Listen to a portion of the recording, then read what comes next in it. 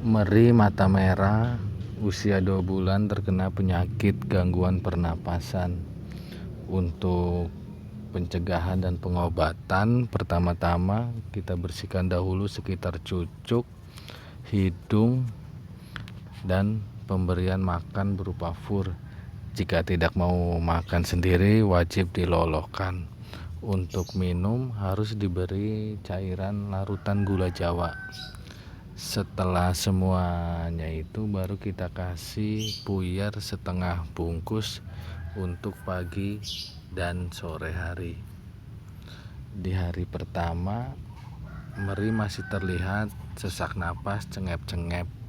Sedangkan untuk hari kedua setelah pengobatan, Meri tidak terlihat lagi sesak napas, tapi masih tidak terlalu aktif.